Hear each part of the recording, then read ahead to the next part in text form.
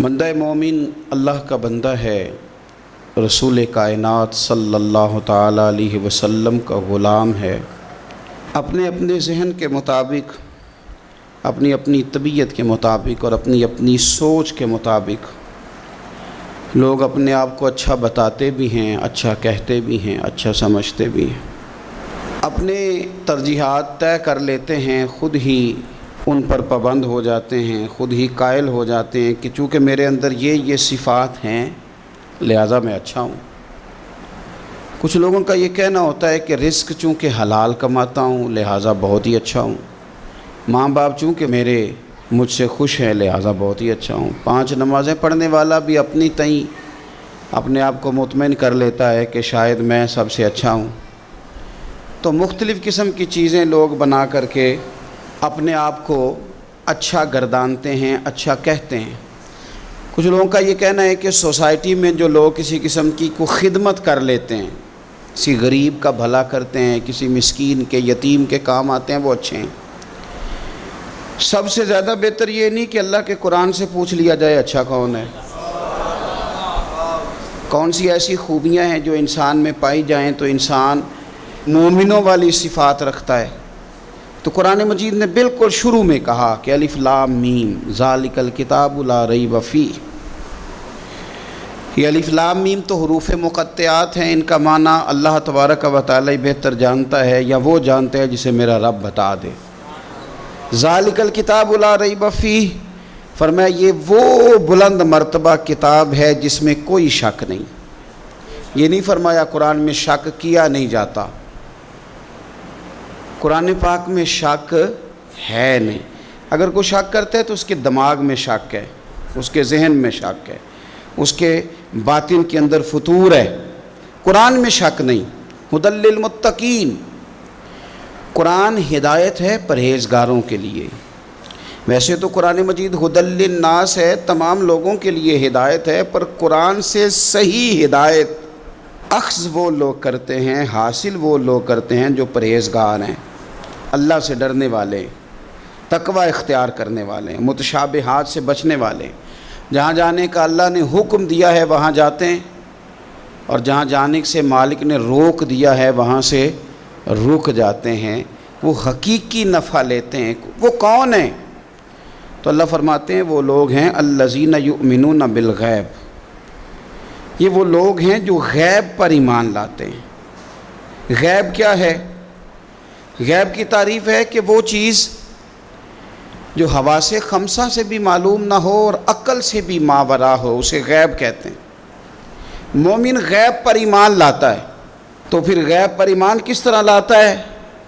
وہ غیب پر ایمان اس طرح لاتا ہے کہ وہ عقل سے تو معلوم نہیں کر سکتا تھا، حواس خمسہ سے تو معلوم نہیں ہو سکتا تھا، لیکن مدینے والے محبوب نے اسے بتا دیا ہے۔ رسول کریم صلی اللہ علیہ وسلم کو وحی کے ذریعے جن چیزوں کی خبر دی گئی، اطلاع دی گئی، حضور نے امت کو بتائی، وہ غیب کی چیزیں۔ وہ کیا ہیں؟ قبر، حشر، قیامت، جنت، دوزخ، فرشتے، یہ ساری چیزیں غیب ہیں۔ مومن ان پر ایمان لاتے ہیں اور ایمان کامل رکھتے ہیں اور یقین رکھتے ہیں، اور یہ یقین مومن کی اخلاقی پوزیشن کو بلند کر دیتا ہے۔ جب اسے پتہ ہوتا ہے کہ قبر میں جاؤں گا، حساب کتاب ہوگا، تو زندگی محتاط گزارتا ہے۔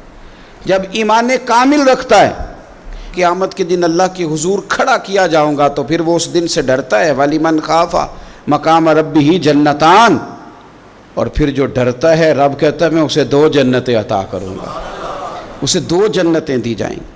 تو پہلی ان کی صفت مومن کی، وہ غیب پر ایمان رکھتا ہے۔ یہ میں نے بھی دیکھنا ہے، آپ نے بھی دیکھنا ہے، وحی پر ایمان کتنا ہے۔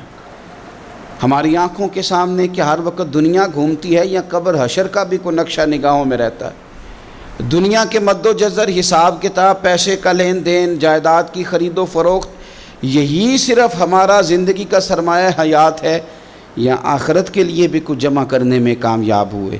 یؤمنون بالغیب کی عملی صورت بھی کوئی ہماری زندگی میں ہے؟ پھر قرآن مجید نے کہا وَيُقِيمُونَ الصَّلَاةَ، مومن کی دوسری صفت یہ ہے کہ وہ نماز قائم کرتے ہیں۔ نماز قائم کرنے کا معنی ہر مفسر نے یہی لکھا ہے کہ قائم کرنے کا معنی یہ ہے کہ تو نماز ظاہری آداب کے ساتھ بھی پوری ادا کرے اور باطنی آداب کے ساتھ بھی ادا کرے. تیرا لباس پاک ہو، جگہ پاک ہو، نماز کا وقت موجود ہو، نیت تیری حاضر ہو، یہ ظاہری آداب ہیں، اور تیرا باطن نماز کے ساتھ جڑا ہوا ہو. تو اپنے قلب سے، روح سے اپنے مالک کی بارگاہ میں حاضر ہو. کس طرح؟ خود میرے کریم محبوب علیہ السلام نے بخاری مسلم میں وضاحت کر دی. فرمایا رب کی عبادت اس طرح کرو کہ تم اسے دیکھ رہے ہو، اور اگر یہ نہیں ہو سکتا تو اتنا ہی کر لو کہ وہ تمہیں دیکھ رہا ہے. اس کیفیت کے ساتھ آپ نماز پڑھتے ہیں تو باطنی آداب بجا لاتے ہیں. پھر فرمایا وَمِمَّا رَزَقْنَاهُمْ يُنْفِقُونَ، جو ہم نے انہیں دیا ہے اس میں سے ہماری راہ میں خرچ کرتے ہیں. اللہ کی بارگاہ میں صدقات، خیرات، زکوٰۃ، ان کے ساتھ رب کا قرب حاصل کرتے ہیں. اللہ نے جو تقسیم رکھی ہے کہ بعض کو مالک امیر بنا دیتا ہے، بعض کو غریب بنا دیتا ہے، تو وہ پھر صدقات کو ٹیکس نہیں سمجھتے، وہ کسی کو دینے میں بوجھ محسوس نہیں کرتے. وہ سمجھتے ہیں یہ تو مالک کی تقسیم ہے، میرے اس نے ذمہ لگایا ہے، میں نے دینا ہے. وہ سمجھتے ہیں کہ اللہ تبارک و تعالیٰ نے فضل کے ساتھ میرے ذمہ لگایا تھا کہ میں جاؤں اور اللہ کے کچھ بندوں کو میں اللہ کے دیے ہوئے رزق سے دوں. کچھ مفسرین نے یہاں بات کو اور کھولا ہے. وہ کہتے ہیں رزق سے مراد ہے جو بھی اللہ نے دیا ہے. پیسے دیے ہیں تو وہ اللہ کے رستے میں دے، علم دیا ہے تو اسے بانٹے. اگر کسی کو اللہ نے معرفت دی ہے تو اپنے فیض سے لوگوں کو قریب کرے اللہ کے، وہ پھر وہ علم آگے بانٹے، وہ تقسیم کرے. تیرے پاس جو کچھ بھی ہے نا دیا ہوا تو رب کا ہے، تو نہ بچا بچا کے تو رکھ اسے. تیرا آئینہ ہے وہ آئینہ، شکستہ ہو تو عزیز تر ہے نگاہ آئینہ ساز میں. تو اسے بانٹنا شروع کر، تو دینا شروع کر. اور لوگوں کا خیال ہوتا ہے کہ بانٹنے سے کم ہوتا ہے، نہیں، بانٹنے سے بڑھتا ہے. کنویں سے سارا پانی نکال لو تازہ آ جاتا ہے، شرط یہ ہے کہ سارا نکل جائے. آپ علم جتنا بانٹتے ہیں اتنا یہ بڑھتا ہے. آپ جب بات کر رہے ہوتے ہیں، علم دے رہے ہوتے ہیں، تو وہ صرف دوسروں پر اثر تو نہیں کرتی. جب آپ بات کرتے ہیں تو آپ کی بات آپ پر بھی اثر کرتی. تو آپ کا علم بانٹنے سے مضبوط ہوتا ہے، وہ دینے سے بڑھ جاتا ہے. اس لیے حضرت مولا علی شیر خدا رضی اللہ تعالیٰ عنہ فرمایا کرتے تھے کہ علم مال سے بہتر ہے. مال کی حفاظت کرنی پڑتی ہے اور علم بندے کی حفاظت کرتا ہے.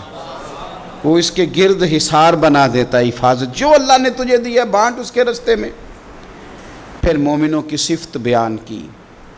ایک تو یؤمنون بالغیب، غیب پر ایمان رکھتے ہیں، وَيُقِيمُونَ الصَّلَاةَ، نماز قائم کرتے ہیں، وَمِمَّا رَزَقْنَاهُمْ يُنْفِقُونَ، جو ہم نے انہیں دیا ہے ہمارے راہ میں خرچ کرتے ہیں. اور پھر فرمایا وَالَّذِينَ يُؤْمِنُونَ بِمَا أُنزِلَ إِلَيْكَ، اور جو ہم نے آپ کی طرف نازل کیا حبیب وہ اس پر ایمان لاتے ہیں. کتاب کو، قرآن کو سینے سے لگا کے رکھتے ہیں، اس کے ایک ایک حرف کو وہ اپنے لیے دستور حیات سمجھتے ہیں، ایمان لاتے ہیں پختہ.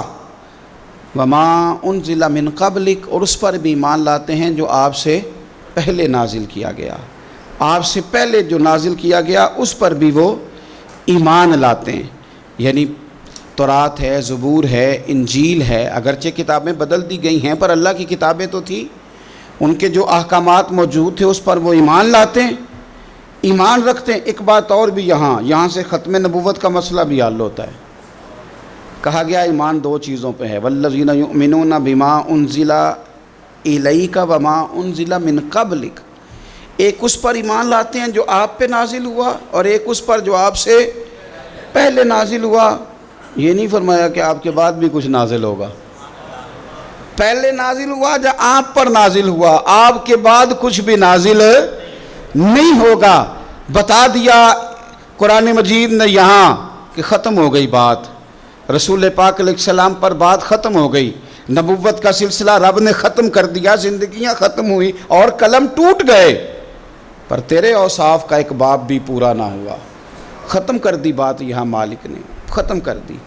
اب یہ صفات جن لوگوں میں پائی جائیں کہ ایمان بالغیب بھی ہو، نماز کا قیام بھی ہو، اللہ کے راستے میں خرچ بھی ہو، جو پہلے نازل کیا گیا اس پر ایمان ہو، جو حضور پر نازل کیا گیا اس پر ایمان ہو، تو رب کیا فرماتا ہے؟ فرمایا اولئک علی ھدی من ربہم، یہی لوگ ہیں جو اپنے رب کی توفیق سے ہدایت پر ہیں، اللہ کی طرف سے ہدایت پر ہیں، وَأُولَٰئِکَ هُمُ الْمُفْلِحُونَ، اور وہی لوگ ہیں جو دونوں جہانوں میں کامیاب ہونے والے ہیں۔ یہ کامیابی والے لوگ یہاں بھی اور وہاں بھی۔